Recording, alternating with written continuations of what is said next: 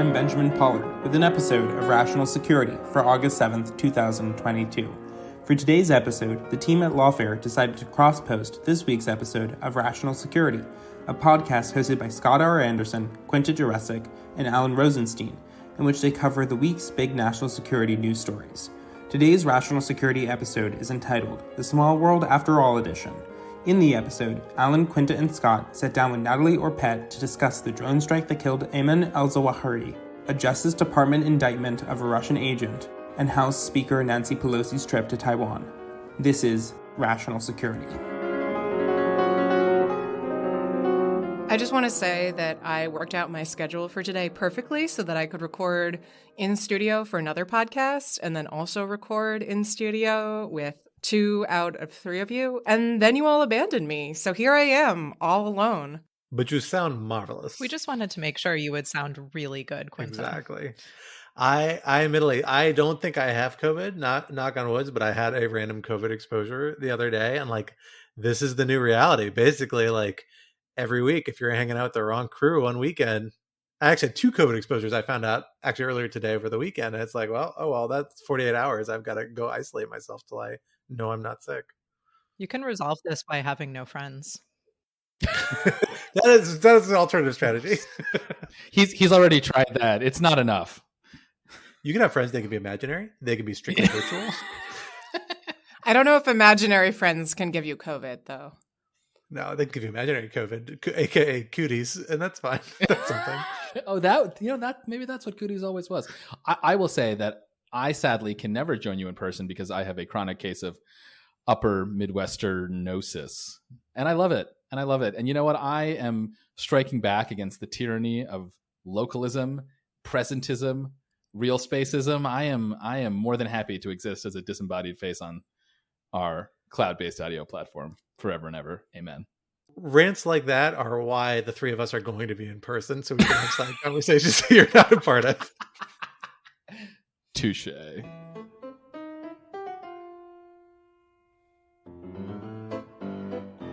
Hello, everyone. Welcome to Rational Security 2.0, aka Rational Securities. Doing that whole just making the singular plural for a sequel sort of thing this week because I'm running out of ideas. I am one of your co-hosts, Scott R. Anderson, and I'm here with my 2 other co-hosts, Alan Rosenstein.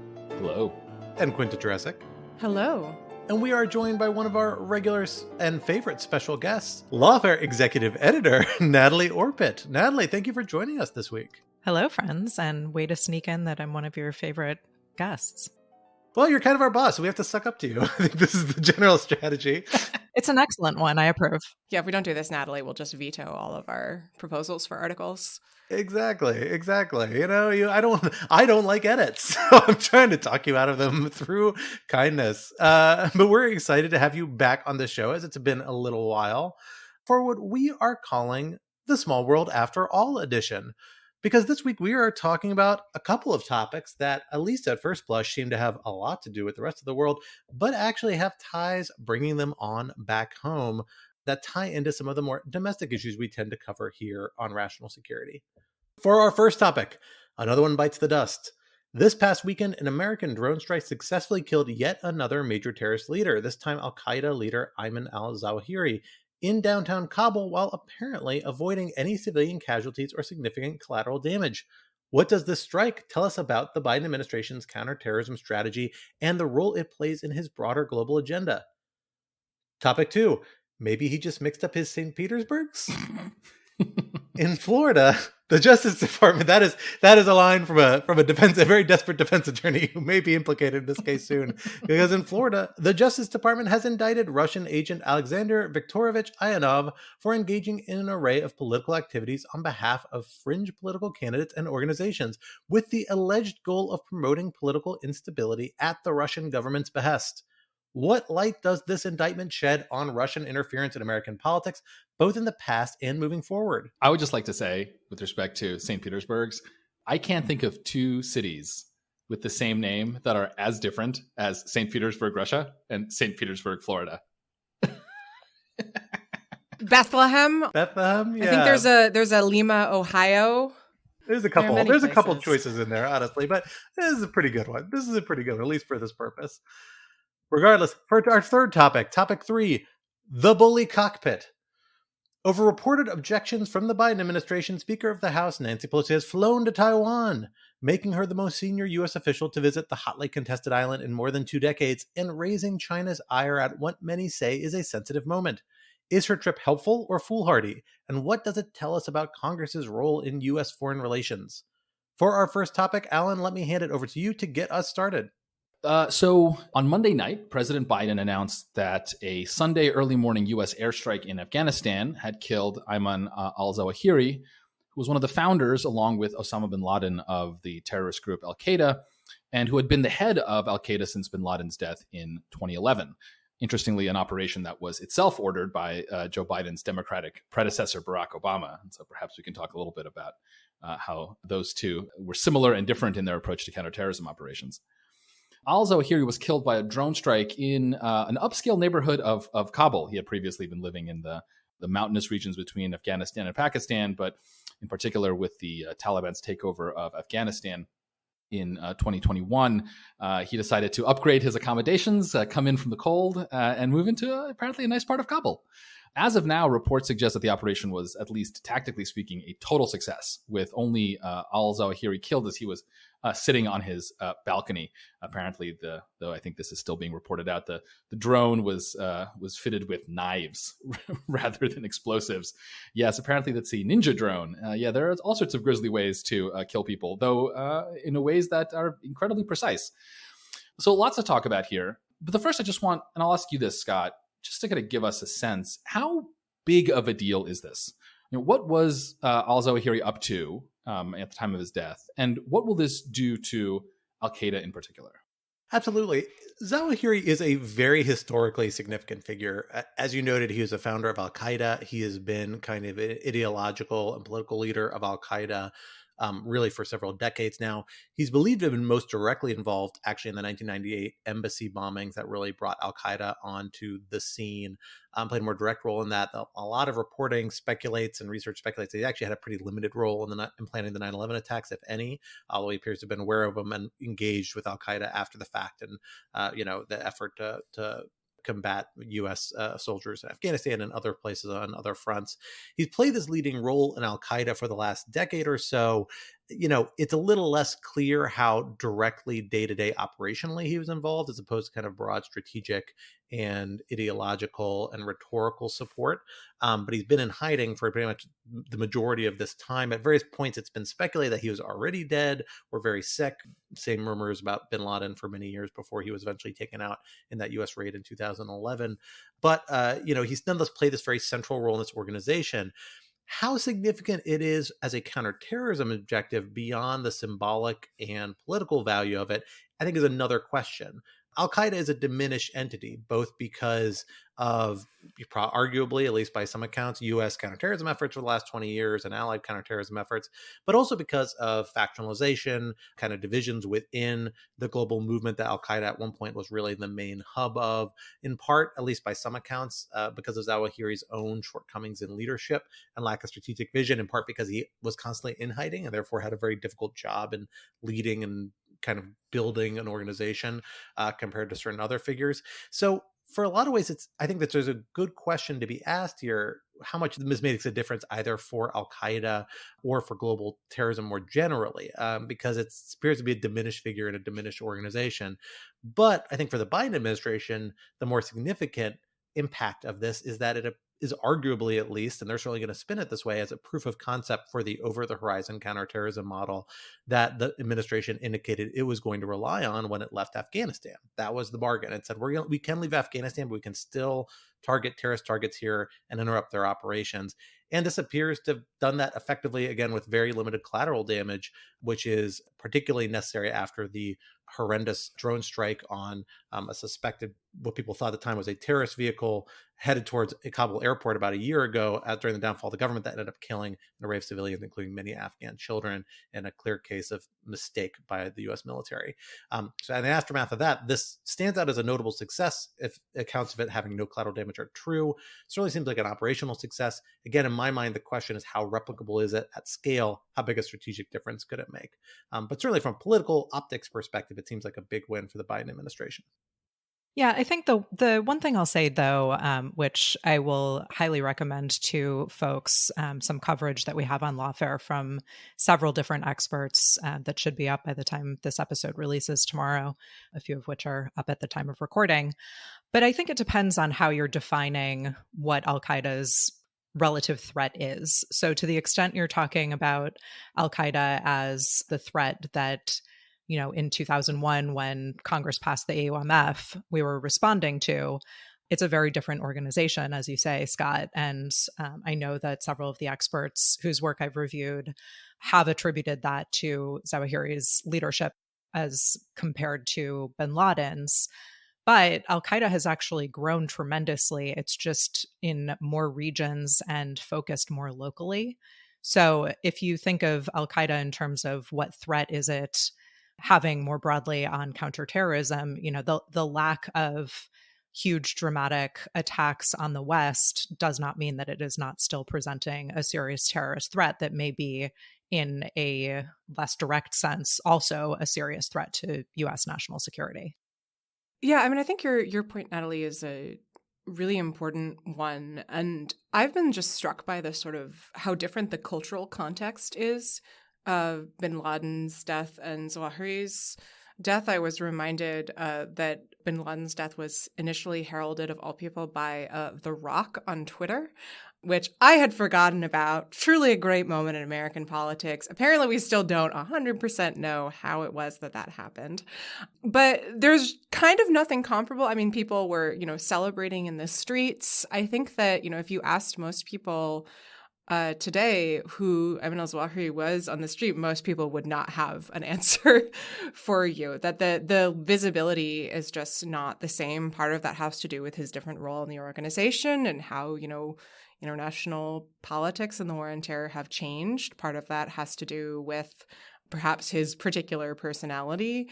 But I do think that, since you started by noting that there's kind of a nice bookend of bin Laden's death under the Obama administration and al-Zawahiri's death under the Biden administration, just how far it is we've come and how diminished in significance a milestone like this seems, which is not to say that it isn't significant, but just that the sort of domestic political aspect of it seems quite toned down compared to what it would have been in a previous era. I mean, I'm not even sure if it will stay above the fold on the New York Times for longer than this morning.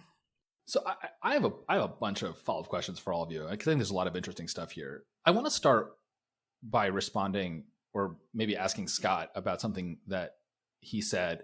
Scott, so you mentioned that the killing of al-Zawahiri is a kind of proof of concept for this. I think you called it the beyond the horizon strategy, or above the horizon, over the horizon, over the horizon, over the rainbow counterterrorism approach. Pick your preposition, but yeah, over the horizon. And that's definitely one way to spin it. But another way to spin it, it strikes me, is that the fact that al-Zawahiri was hiding out in like a nice house in Kabul, not in the mountainous areas, on the Afghan-Pakistan border, shows that the Taliban cannot be trusted as, forget partner, or just as not a sponsor of the most notorious terrorist organization of the last 100 years.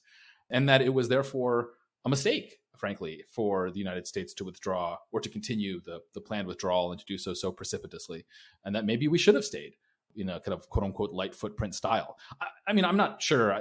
I'm not sure I agree with this argument overall, but it does strike me that is at least as plausible a way of viewing not the killing of Zawahiri, which is obviously a tactical success, but the very fact that he was like hanging out in Kabul as a proof of concept of the over the horizon strategy. Am I wrong?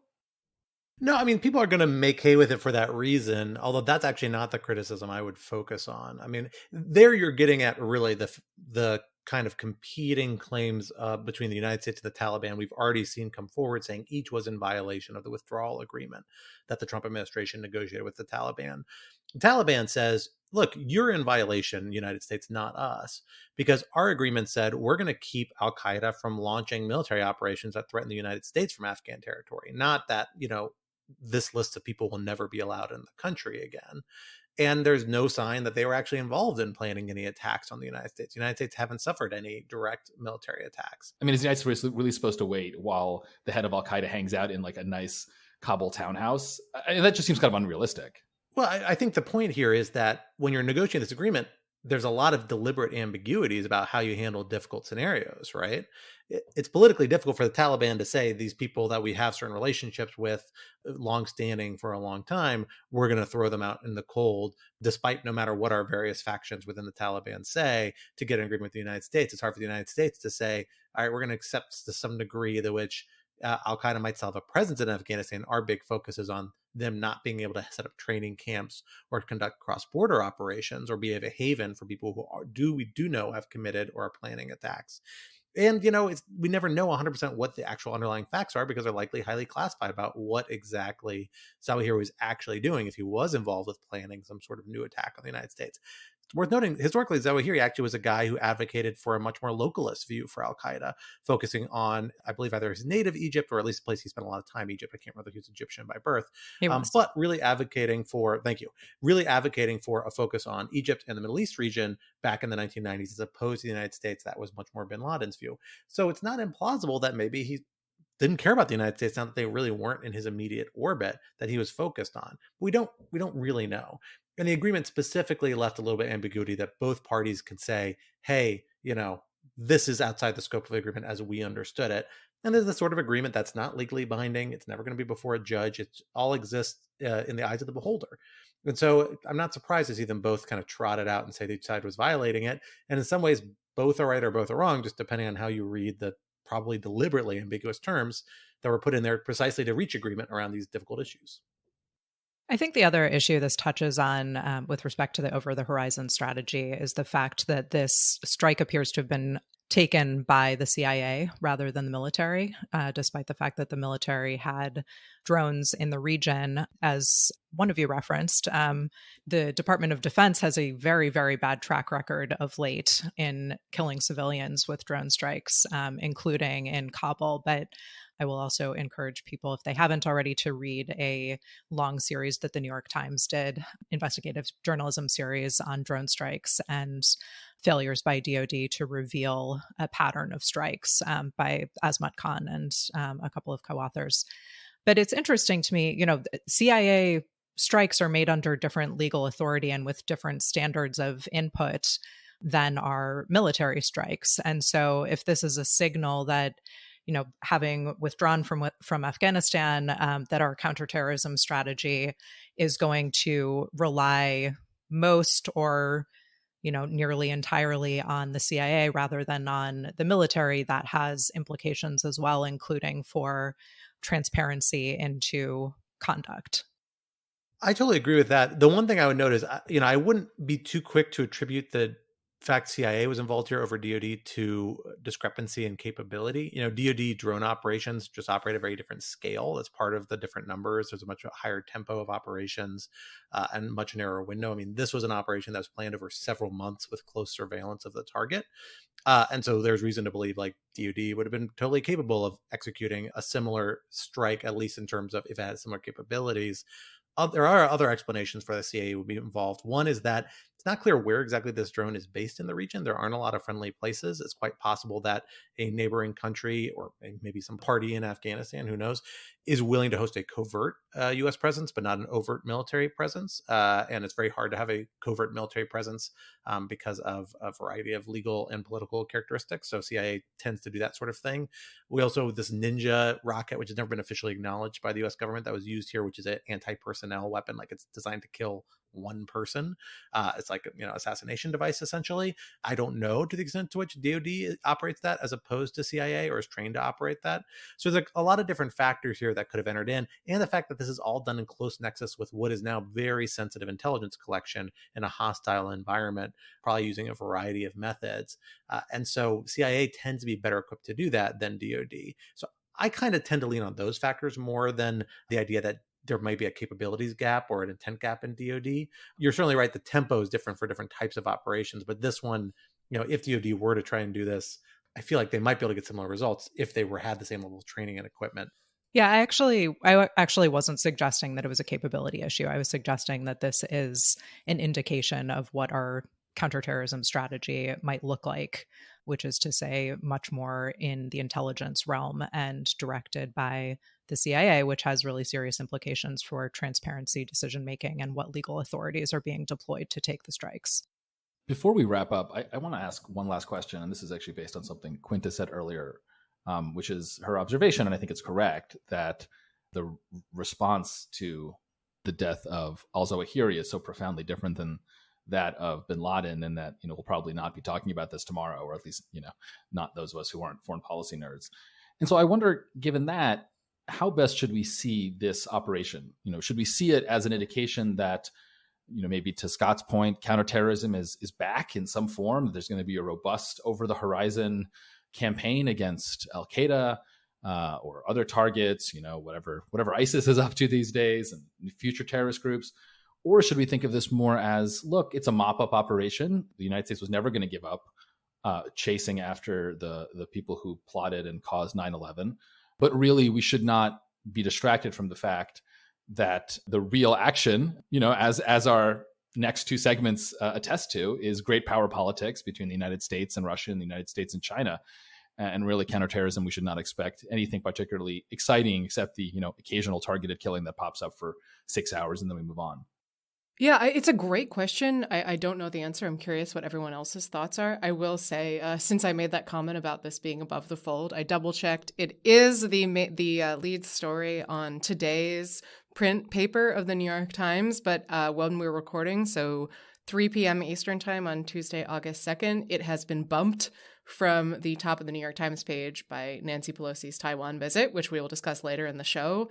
And it's not even, Zawahiri's death isn't even the lead story in the section about al-Zawahiri. The lead story is analysis for the Taliban, a new era of isolation has arrived, which I think suggests that, this is...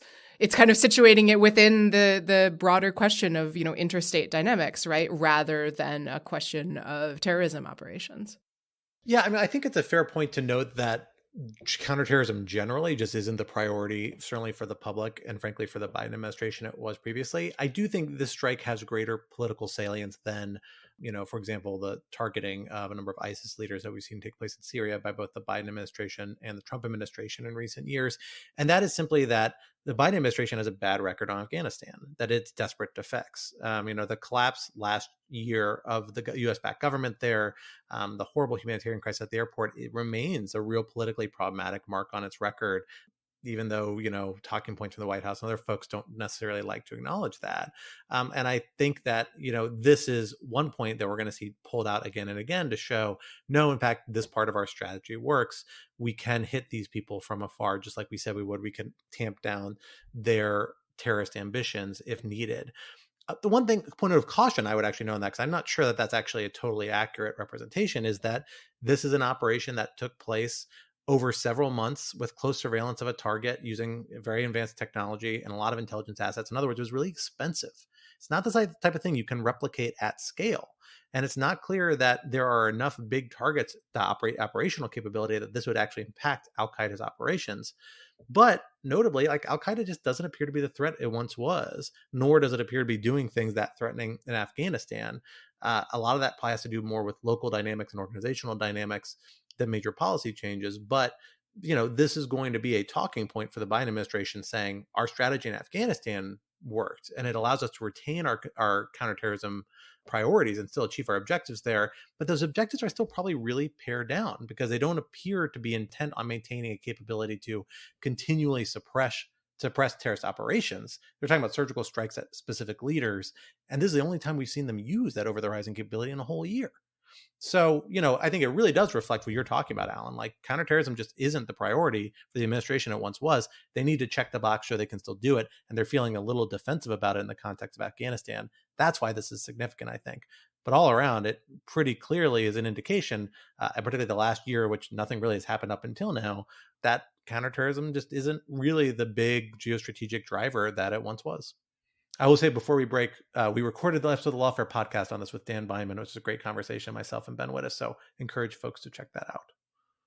Going from troubling situations abroad to troubling situations at home, let us talk about some foreign intervention in the United States, specifically of the political variety, because this past week we saw a very interesting legal document drop out of, I believe, the Middle District of Florida in federal court there, where the Justice Department has indicted one Mr. Ionov, an individual now resident in Moscow, once resident in the city of St. Petersburg, I believe, or at least operational there, where for involvement in supporting a variety of political groups and political candidates, many of whom are unnamed in the indictment, although we've seen a lot of chatter about who they most likely are in the subsequent coverage, essentially alleging that at the government of Russia's instruction and in coordination with them, he was supporting these groups to try and support political instability and controversy in the United States of the last several years, a pattern that we have seen discussed for many years following the 2016 elections, in particular as Russian involvement in that election was such an investigatory focus for a long time. And this indictment is another kind of notable development, it seems, in that, or at least maybe the first big development that's been on our radar in a while. Quinta, I know you dug really deep into this indictment and have been following this case for a long time. How significant is this really? Does it tell us something new about what Russia has been and may yet be involved in interfering in U.S. politics? There's a fair amount in this indictment that I think folks who were paying close attention already were aware of. And I don't want to give myself too much credit. Some of this was new to me, but apparently was already familiar to folks who had been closely following the Texas and California secession movements, which listeners will be shocked to hear. Turns out we're getting some coordination from folks linked to the FSB, namely one Aleksandr Ionov. So the indictment specifically notes that Ionov was giving support to a group of California secessionists, one of whom is now living in Moscow. That's a big twist there. But I think there's also some stuff that is new when it comes to Ionov's coordination. It seems directly on behalf of the FSB and in coordination with the FSB with various, I think it's fair to say, sort of far left, to some extent, sort of pan-Africanist socialist groups in putting out comments criticizing the United States. So in one example, in around the 2016 Olympics, from which Russia was banned and participating, Ionov basically asked this particular group if they could put out a statement saying that they supported Russia's playing and that they were criticizing, the decision not to let Russia play. So that's kind of a uniquely direct instance of political interference, because you literally have someone who's passing along essentially a statement from the FSB saying, can you please say this? Now, I think it's important to keep in mind that just because this seems to have happened as alleged in the indictment doesn't mean that it was influential.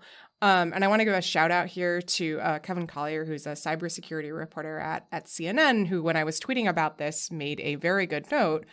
Take this page put up by this organization criticizing Russia being blackballed from the Olympics. We have no sense of how many people saw that page. There aren't any social media metrics available for it. Kevin couldn't find any tweets or Facebook posts or anything like that. And I think that's a good reminder that, a lot of stuff that can seem sort of really spooky and in all senses of the word and creepy when it comes to interference from foreign governments, a lot of it can just be shouting into the void. Another really important example here is there's this odd little interlude where Ionov and the FSB are working to support a political candidate for local office in St. Petersburg, Florida. They're very pleased with themselves. They say, we think this is unprecedented. It's not really clear to me and what about it would be unprecedented. But again, this is a candidate for local office. It does seem that they give her some support and perhaps funding, but it seems like, again, she's not named. She's referred to as she, but is not named in the indictment. You can do a little bit of detective work if it is the person who it seems to be. That candidate won the Democratic primary, but went on to lose by an enormous amount, got basically under 20% of the vote in the general election. So is that really an example of, dastardly Russian cunning? I don't think so. I mean, it's notable that the FSB is engaged in this activity, and I think it's significant that this person has been indicted for it. And I'm curious whether more indictments will follow, because it's notable that the charge on which he was indicted is actually a conspiracy charge, 18 U.S.C. 371, conspiracy to defraud the United States. But I do think it's important that we not, get out over our skis and become, anxious about how the creeping hand of Putin is manipulating everything. Yeah, one thing that struck me, though, about the indictment is that the groups that were being supported by Ionov were aware that he was Russian and he was supported by the FSB. So to me, it is certainly the case that we should read this indictment with an understanding that the seriousness of the conduct and the degree to which Ionov and all of the entities that were supporting him were trying to interfere is not equivalent to there having been a tremendous amount of impact.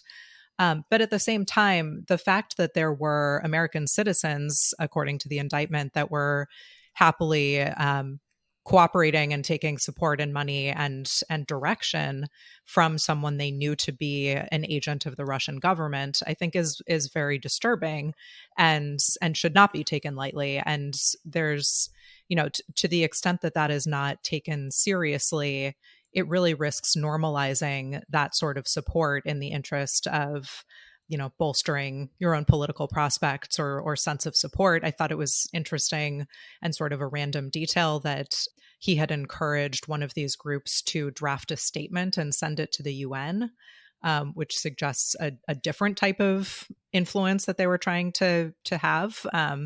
But I think that definitely agreed, impact is an important thing to think about here. But the nature of the conduct, the reach, and the sort of aspirations behind it, I think are really, really serious and important to take seriously. Yeah, I think the UN statement is an interesting example. So I think what you're referring to is this is a statement about a 2015, I want to say, of a genocide of Africans in the United States. And when I saw that, I was puzzled because my first thought was there some, African racial or ethnic group that was being attacked in the United States in 2015? Doing some Googling, reading the actual text of that statement, which you can find, it seems like what they're referring to is police violence against Black Americans. But I think that the language that they're using there is also really interesting, and I think suggestive of maybe a lack of deep understanding of American politics and the sort of particular nuances of dynamics. Because if you put out that statement and it's not clear, perhaps it's not going to be clear to other folks at the UN either. So I want to say a couple of things about this. First, I want to say that I think Natalie's point is very well taken, which is that the part of this that really is disturbing, or at least the part of this that at least is disturbing to me, is the fact that there are Americans who seem comfortable getting help from people that they know are agents of a foreign power and are considering playing dirty. I mean, we shouldn't be super surprised by this, given that in 2016, President Trump basically asked the Russians to hack Hillary Clinton's emails. But it is bad that, we are still having this problem, 6 years down the line. And it is certainly bad that at least one political party does not seem to have a strong norm against this sort of thing, right? Though it does appear to be that there are lots of people across the political spectrum, especially on the extremes, that are willing to get and accept this kind of help. At the same time, I will say, I do have trouble getting super upset at Russia about this, just for a couple of reasons. First, none of this seems particularly effective. This does not seem like Russia galaxy brain kind of stuff. These people all kind of seem like ding dongs, and it's just really unclear how much, if anything, this is accomplishing. Also, and here I want to be careful. I'm not trying to make some false equivalency. I'm not trying to, I recall when we were all offended, rightfully so, when Trump said, Americans are killers too, and why should we be criticizing foreign autocracies? At the same time, this does strike me as the sort of political meddling and disinformation that countries do to destabilize each other. And look, if that's so bad, we should just all stop doing that. But I have to assume that, we know that the CIA did stuff like this for decades and decades. I have to assume they're doing the same thing. And again, I'm not trying to both sides this, right? The one difference is that Russia is a terrible autocracy and America is, for all its flaws, a functioning liberal democracy. And so in that respect, I think it's maybe a little more okay when we do it. But I don't know. I guess I always find it difficult to get too offended when, or too exercised or morally outraged when DOJ brings espionage prosecution, which is essentially what this is. Because espionage is like a thing we do, and it's okay under international law. And I've always found it weird that this thing that's okay under international law that everyone does suddenly becomes a domestic crime. And I conceptually understand the difference, but again, I don't know. Tell me I'm wrong, and that I should be really, really offended here. I will come to the defense of our comrades in Moscow on this one as to why I think this may be more serious to be taken. Although, for that, I will correct you. Intelligence gathering is actually not allowed under international law. People just do it anyway, but that's why it's covert. But just to set that aside for the time being, what I think is happening here, or could be happening here, and again, I think this is really, we have to see this as the tip of the iceberg. We don't know whether this is a non-event of an iceberg or potentially a significant iceberg in terms of what this broader conspiracy is and the broader strategic effort that led to it, is that you see kind of like a double-sided effect of some of this stuff, right?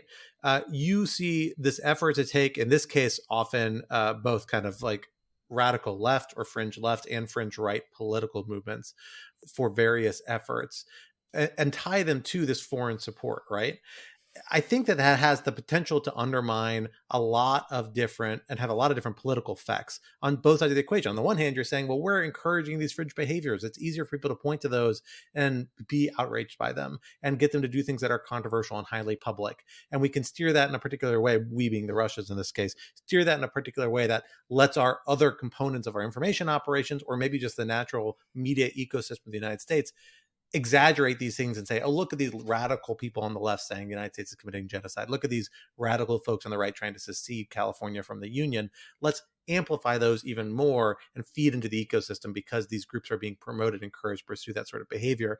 On the flip side, you also see political movements that are now being revealed to have ties to foreign intelligence, perhaps knowingly so, in ways that I think is going to subject them to similar credibility challenges on the other side of the political spectrum, where people can say, look at these far left groups. They're taking money from Russia. People complain about, the Trump administration, whoever, having ties to Russia, but this left group is in fact actually taking money from Russia. And they're not even indicted in this conspiracy. They're just an unindicted co-conspirator. We all figured out from the media reports. It's got this sort of multiple applications and multiple valences that really feed into this atmosphere of distrust that we know Russia has been trying to cultivate for a long time. Now, are each of these like the thing that's going to break the system? No, definitely not. They're all small threads in a much bigger effort. But I don't think that means they're necessarily insignificant. And I'm hesitant to completely dismiss them out of hand, although they do seem kind of absurd on their face. The other thing that makes me nervous here is I also don't want to overreact. Like these movements, I don't agree with them. I think they seem kind of wacky. These people have every right to say these things, right? It was very stupid of them to take money from foreign governments, but they're completely legitimate acts of freedom of speech. And when we think about the ways people approached, the civil rights movements in the 50s and 60s and other movements saying, oh no, ties to foreign governments, what's motivating these, and use that as an effort to try and undermine them, I hesitate we lean too far about leaning far in that direction in response to activities like this on Russia's behalf. And sometimes I question maybe that's part of Russia's strategy as well, in terms of undermining general cohesion and confidence in our system of government. So I think it is more serious. I'm not sure, not because it's clearly aiming in one direction, but because it has such potential damaging effects in all sorts of different directions that just make me really nervous. So I agree. I don't think any of this is catastrophic, but I think it deserves to be taken seriously. Yeah, so 2 points in response to that, which may kind of cut against one another. The first one is I think it's worth emphasizing just how small and fringe some of the groups who are not named but appear to be identified in the indictment are. One of them, based on identifying information in the indictment, has been reported on by the Atlanta Journal-Constitution as being a group called Black Hammer. which is sort of some very small extremist organization in Atlanta that was recently implicated in a pretty dramatic murder investigation. I think the Atlanta Journal-Constitution said it's been called a cult by many people. So this is not, these are not folks who are, anywhere within the sort of U.S. political mainstream or even on the fringes. They're kind of fringes of the fringes, right? Like it's very sort of odd groups. The other point, and this is why I think it might counter what I just said, is that I was very interested by the decision in the indictment to identify the Americans as unindicted co-conspirators. And I did wonder what the thinking was behind that, precisely because, Scott, as you say, I think it would look very bad for the Justice Department if it were to, say, prosecute these folks for conspiracy to defraud the United States or anything similar. Not in small part because a lot of the people named here, or a lot of the people who seem to be identified here, seem to be members of left-leaning organizations whose membership is primarily Black and identifies explicitly as socialist. And of course, the echoes of, COINTELPRO are very, very real here. So I will be interested to see where this goes and if the department kind of continues to hold back on investigating or prosecuting those folks, precisely because there may be a recognition of exactly what you're saying, Scott, that, that's really going down a path that you don't want to step down. Yeah, I mean, I'll just say as a technical matter, the fact that they're currently listed as unindicted co-conspirators doesn't mean that there can't be a superseding indictment that does indict them, which does not detract from your point. But I'll just mention the other thing that's sort of interesting on this point is I noted in the Washington Post reporting of this, there was a statement from FBI Special Agent in Charge David Walker, who said in a press conference, this indictment is just the first of our responses, but it will not be the last. So it'll be interesting to see, I don't read that as saying that the, unindicted co-conspirators are going to be indicted, but it does seem to me to be a pretty clear sign that we'll be seeing more movement in this area. Just one last point before we go off this topic worth mentioning. The individuals and organizations mentioned in this indictment, including this kind of anti-globalist movement that's based in Moscow, focusing kind of supports secessionist movements around the world, not just in California and Texas, but in other places too, evidently, although I'm not sure where exactly, has also been sanctioned by the Treasury Department on the same day the indictment dropped. And that's kind of notable because it's indicating that it's an ongoing effort and that they are making potentially U.S. individuals and political actors, putting them at legal risk if they choose to cooperate with those movements moving forward. You don't see many foreign sanctions that really have a strong intersection with domestic groups. There was a period after 9/11 that was done more often, particularly in regard to Islamic charities. Raised a lot of constitutional questions, a lot of policy heartburn, all of which I sympathize with, although most of it was ultimately upheld on judicial review. And this is kind of an interesting move back in that direction, potentially, for at least those groups that do have ties to that movement and other movements that may fall in that same sanctions bucket. So that may actually end up being the more notable forward-looking policy move here more than the indictment itself.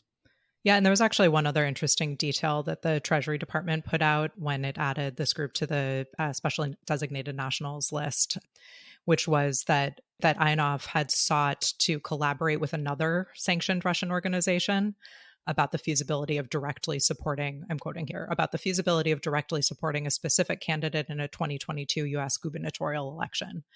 So we don't know who that gubernatorial candidate was going to be, but I think it's sort of on the point I was making earlier. It's important to be a little circumspect about what impact this may or may not have had. And, even to the extent there is a huge disconnect between the degree of aspirational impact and the actual impact, it deserves to be taken very seriously. Well, speaking of policy heartburn, how's that for your transition? Excellent. Well done. Thank you. I went back and re-listened to our first episode recently, or I think it was our second episode, and that was the first time we bothered you about not having segues. So it's been a consistent theme our entire run. I've been working on it really well lately. We all appreciate it. So thank you, Quinta. Thank you. The bullying of Quinta Jurecic about her. Yeah, her segues. it's been successful. Speaking of policy heartburn, Nancy Pelosi, you may have heard, is in Taiwan, and boy, is it causing heartburn among members of the Chinese government, among American foreign policy experts, among people mad at those various and sundry entities and individuals. So Pelosi has been planning this for a while. She had meant to do it previously, and the trip was delayed because of COVID, her having COVID, I believe. Now she is there. The Biden administration has made some statements, or at least it did so ahead of time, kind of suggesting that they would maybe appreciate it if she didn't go, worrying that this would stoke tensions with China, potentially hinting that, if the U.S. is ready to recognize Taiwan. It seems that the administration has now been kind of trying to communicate to the Chinese government that, no, they can't control what Nancy Pelosi does. Yes, she really is the head of another branch of government. From the Times reporting, it doesn't seem quite clear to me whether or not that messaging has gone through. So I think, this story has a lot of different elements. And one of the elements is just the kind of meta story of, are folks right to worry that this could be sort of needlessly provocative? And is Pelosi making the right decision in going in the first place? So Scott, let me hand it over to you. Sure. It's a really hard calculus here, in part because the United States and China are constantly involved in a big messaging game here, right? I mean, they're constantly both China trying to message, hey, anything you do here could push us to start a war and invade Taiwan, both to deter kind of provocative behavior. The United States is constantly pushing up against that, saying, hey, we're going to keep doing slightly more provocative things. And the Biden administration has not been shy about this. We're going to keep doing more provocative things to underscore China. We're not intimidated by you. And this is kind of the ultimate step in that direction by the United States so far. Now, it's notable the Biden administration doesn't appear to have been 100% behind Pelosi doing this. And in my mind, that's for kind of reasonable reasons. We're in a few months span ahead of the 20th Party Congress in China, which is a major domestic political event, arguably the most significant one for the current Chinese leadership, where they are likely to be politically particularly sensitive to looking weak on foreign policy matters, particularly because this generation of leaders is really focused on this kind of wolf warrior mentality of looking super strong and projecting strength internationally. And so this is kind of like exactly the most provocative message you can send at the moment at which China is most sensitive. I think it's still unlikely, although my record on this is not great, so hopefully I'm not wrong, unlikely to lead to like a major crisis, but China's certainly going to have to respond in some way, and I'm just not sure what the payoff is for that. So I have to say, I come off on the more skeptical side of this being a worthwhile move for Pelosi to pursue from a national strategy perspective. Individually, maybe she has reasons to do it, domestic politics, and she also is somebody who has been outspoken about Chinese human rights abuses and other aspects of Chinese policy she doesn't like really her whole political career, to her credit in many regards. And so maybe part of a personal, campaign that she wants to pursue while she feels like she's in a position to do so, still in office. And obviously she's, I think, in her early 80s now. She may feel like this might be her last chance to do something this high profile. So, there's a lot of factors that go into this, but, from a national strategy perspective, it's hard for me to see it balancing out to being a good move. So I'm going to pull a Ben Wittes and agree with my co-hosts and just in a much more extreme way. Scott, I think you're totally right, but I wouldn't say that the appropriate response is skepticism. I think this is just bananas, and there's just no obvious reason to do this.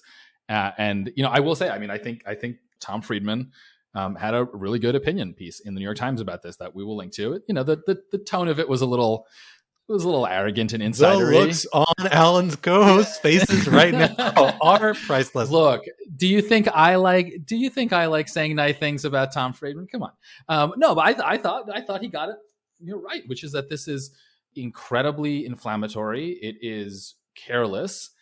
There's no obvious reason to do it. It undercuts the president. It undercuts the president of your own party.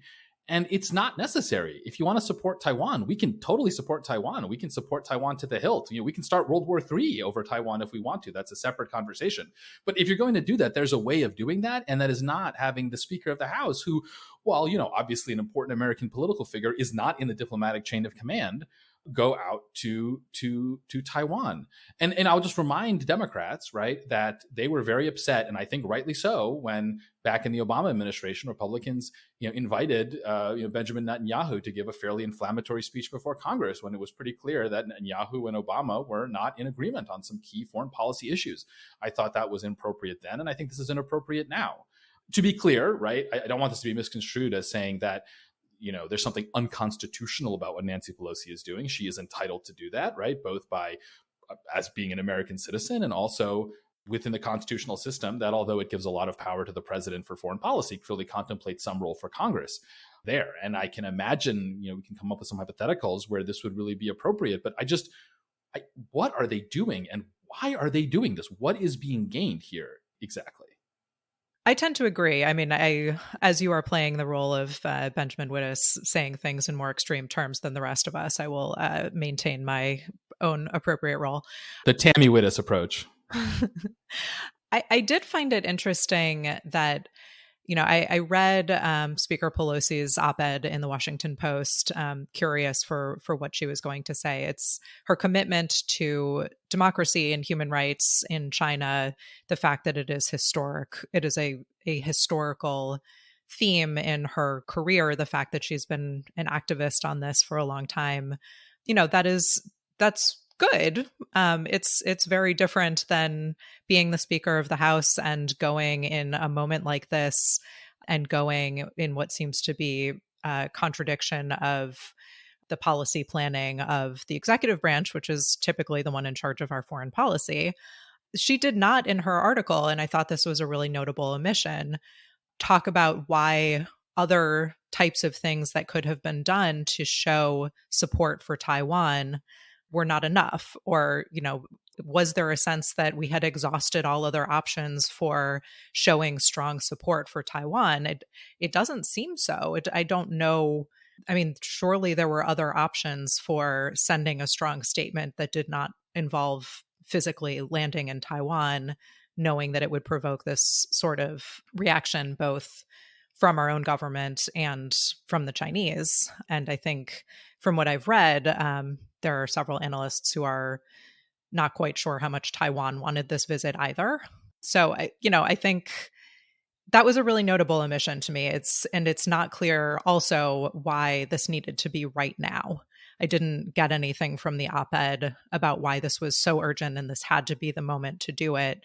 So those are both features of the analysis or the decision to go that I would think would be really crucial that I have not seen an answer on in terms of justifying the decision. Yeah, I'll second the why now question. I noted while reading her op-ed in the Post that the Post's editorial board had a piece, I think not from this week, maybe from last week when it was, had been reported that she was considering this, saying essentially, we think that Pelosi should go, but maybe not this very second, which I thought was notable because the Post editorial board has kind of traditionally taken a sort of muscular approach in terms of defending democracy around the world. So you might very well expect them to back a move like this on behalf of a figure like Pelosi, but that they were saying, come on, like now maybe is sort of needlessly provocative. There's a lot going on. Wait a couple months. Wait until the party Congress is over. And so I also was struck by that. I do think it's a possible answer to the why now question. I don't think we know for certain, but I suspect part of it might be because, again, I think this may be her last chance to go as speaker, right? The next few months are going to be all about elections. I think it's hard for the speaker to do something too close to elections. And frankly, she's probably have a lot of other duties getting legislation through the House while they still have a Democratic majority and Democratic Senate. This is a period where things are still slow in Congress. People are still on vacation, on recess, or just coming out of it. And so it's kind of the best moment. And she's reading the writing on the wall and sees odds are she's not going to be speaker again in this next Congress. And then she may not be speaker again because I think, again, it's unlikely she's able to stay in office much longer. So, there's a personal motivation that doesn't make it a good motivation, but it's personal motivation. But it could be good from the perspective, or at least from her perspective, of a policy drive, in that she obviously really believes that the United States needs to back Taiwan. It's very clear from a Washington Post op-ed. She's been very consistent about that really for several decades in a variety of respects. And congressional support for Taiwan actually is a little bit of the question mark in U.S. Taiwan policy more than anything else. The United States doesn't have a treaty commitment to Taiwan's military defense. It has a statute, the Taiwan Relations Act, which guarantees Taiwan a lot of treatment, but actually specifically says Congress needs to authorize military support, or strongly suggests at least Congress needs to authorize any sort of military intervention to back Taiwan. And the United Congress has not authorized that. It did used to several decades ago, but that authorization was revoked in the 1970s. And so that question, and it's worth noting, like a war with China over Taiwan is probably the one scenario where most presidential administrations have acknowledged the president can't do it without Congress's support. Whether they'll stick to that if, push comes to shove, big question, but it's the most troubling constitutional terrain in which a president can act. So with all those factors, like congressional support really matters. And we're in an era now where we see a lot more open talk critical of U.S. backing of international alliances, much more non-interventionist, much more, if you're critical of it, isolationist view from both political parties. So here's a chance for her to send a really strong message as the leader of the majority in Congress. Hey, Congress has Taiwan's back, and don't forget it, China. If push comes to shove, you're not just dealing with Biden, you're dealing with likely the entire Congress. And that only really has that effect if she's still speaker. I don't know if that all adds up to a case, but I do think it's maybe that's the best justification I can come up with as to why do it now. I will just say as a final thought, if this is Nancy Pelosi's last hurrah as Speaker of the House doing a diplomatic tour because she likes to feel the power of the foreign policy of the Speaker of the House, I have nothing but honestly contempt for that. Like, there's just way too much in American politics right now of political figures who have been in office for a long time and have done good jobs, right? Have done, served honorably, hanging on and doing things because they feel like they've earned it. And whether this is the Speaker of the House, whether this is senators, whether this is Supreme Court justices, whether this is presidents, right? This pattern of, well, I just want to go out in style is appalling, frankly. And while I understand the psychology behind that, right? We're all human. I'm sure I'd feel the same way if I was in that position. Part of being honorable politician, a statesperson, is to control those instincts. And, maybe that's not the reason. Maybe there's some strategy going on here, and I'm always open to that. But increasingly, this seems just really hard to defend. Alan, this is your last episode of Rational Security, so you will have to make it count. This is your legacy. So remember that as we circle around. 3-hour object lesson. I'm just going to read my favorite children's books. I'll sing some songs. It's going to be amazing, guys. Well, folks, that brings us close to the end of our time for this week. But before we leave you for another week, we, of course, would not be Rational Security if we did not share with you some object lessons to ponder. Alan, what is your object lesson for this week? Your final episode? What is your grand hurrah? Your flight to Taiwan, which is what I'm now calling the grand hurrah for everyone moving forward. Before you leave Lawfare, you get one flight to Taiwan. It's like hiking the Appalachian Trail, Exactly. I just want to say, last week, Scott said that when he heard about my appendicitis, he was looking for a new co-host. Now, apparently, this is my last episode. Scott, I thought you and I were friends. Don't worry, listeners, or worry, listeners. If you really don't like me, I'm here for the I'm not going anywhere. It's not you. It's me. Minnesota is just so far away, and I can't stand it. Yeah, and it is far away. So my object lesson is in the category of, a moment of Zen. And it is a truly bizarre, I don't even know what to call it, like propaganda branding video out of Russia that kind of made its way around the internet a week ago. Not created, as far as I can tell, by the Russian government, though created by like a pro-Russian group, but then like heavily publicized by the Russian government and various official Russian social media accounts. So I think we can say it is like endorsed by the Russian government. And it's this like super weird, quick montage of like some lovely parts about Russia, like ballet and the Kremlin is an attractive piece of architecture, with this voiceover in this kind of really stereotypical, I'd say almost like offensive, if it were not clearly authorized by the Russian government accent, of this guy just saying random stuff like ballet, cheap taxi, beautiful women, no cancel culture. It just goes on and on. It is so profoundly bizarre. And of course it ends with move to Russia, winter is coming. It's amazing. Occam's razor suggests that this was just created by ding-dongs who don't know what they're doing.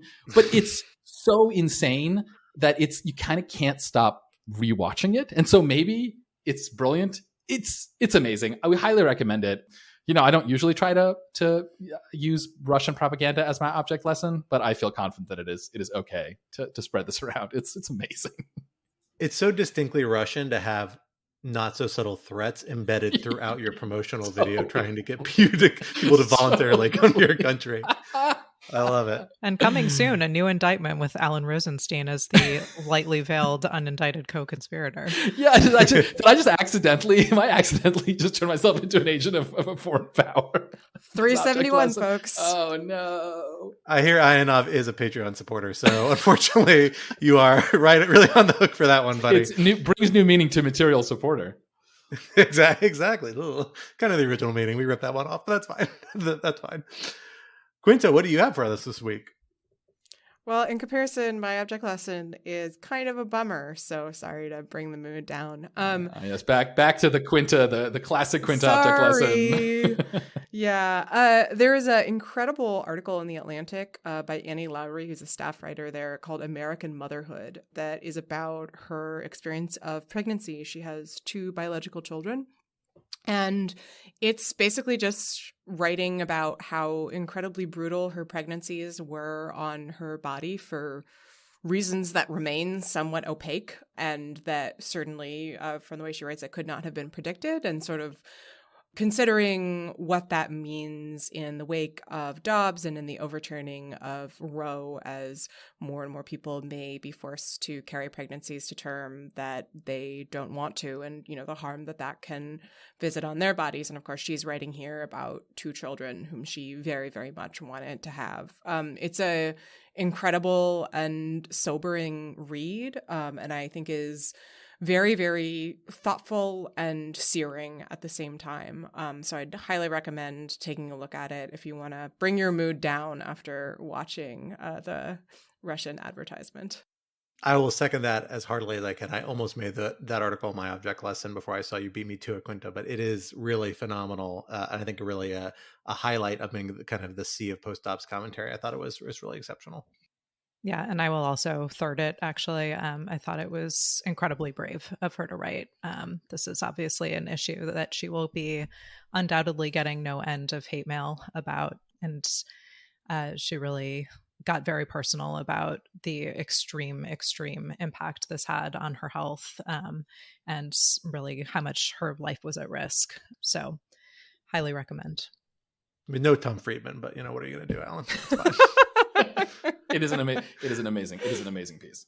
I agree. Well, for my object lesson, I'll levy it up a little bit more. Actually, a little bit. I'm gonna have 2 object lessons I can't decide between. One more intense and one more lighthearted. But I'll start with the intense one. If you're not watching The Bear, you should be watching The Bear. The Bear is super intense. It's like in a weird way that you wouldn't think a show about cooking should be intense, but it's pretty awesome. And particularly if you are a food freak and you spend a lot of time thinking about recipes and cooking and ever feel the pressure of either working in a kitchen, which I did very, very briefly at one point in my life, or desperately trying to get food on your table before your 1-year-old implodes, which is a stress I live with absolutely every night. And it's really, really beginning to weigh on me. This show captures it all so perfectly and is a phenomenal watch, really well acted, just really phenomenal. Like I came in not wanting to watch it. My wife talked me into it, and it's really, really great. The second endorsement, which is a little stranger, is coming from the Department of Children's Cinema once again, because I, along with my wife, was looking for a new movie to show our kid, having run through everything in Disney Plus, and somehow we stumbled upon Happy Feet first, which I do not recommend because that movie really kind of creeped me out with a very hyper realistic CGI people. But then we were like, well, what's this other movie about penguins we saw? A movie called Surf's Up from like 10 or 12 years ago, which is a movie about penguins surfing and in a surf competition.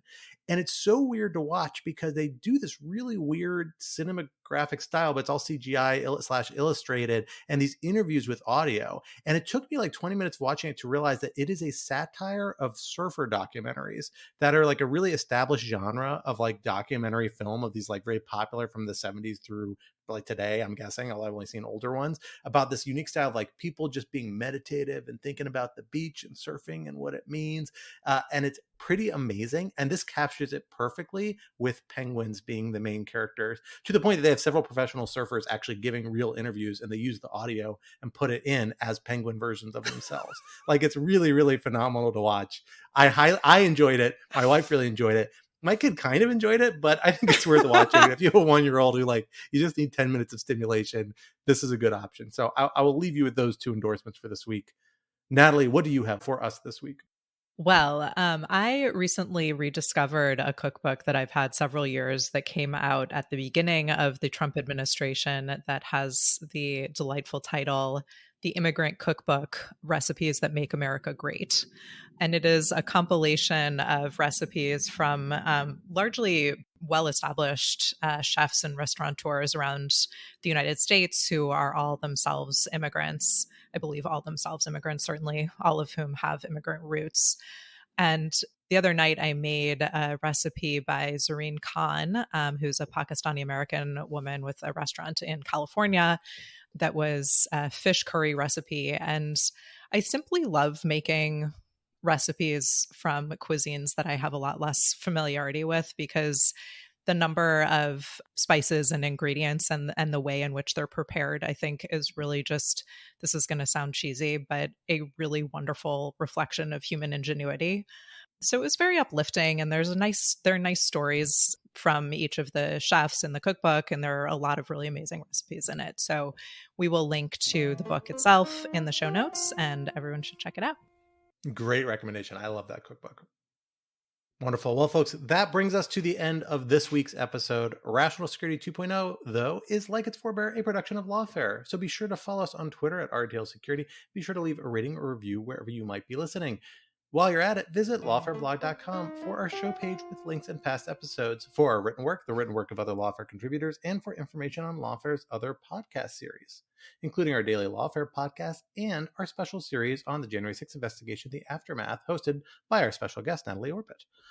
And be sure to sign up to become a material supporter of Lawfare on Patreon for an ad-free version of this podcast, among other special benefits. Our audio engineer and producer this week was Kara Schillen of Goat Rodeo, and our music, as always, was performed by Sophia Yan. And we are once again edited by the wonderful Jen Patcha Howell. On behalf of my co-hosts Quinta and Alan and our special guest Natalie Orpett, I am Scott R. Anderson, and we will talk to you next week. Until then, au revoir.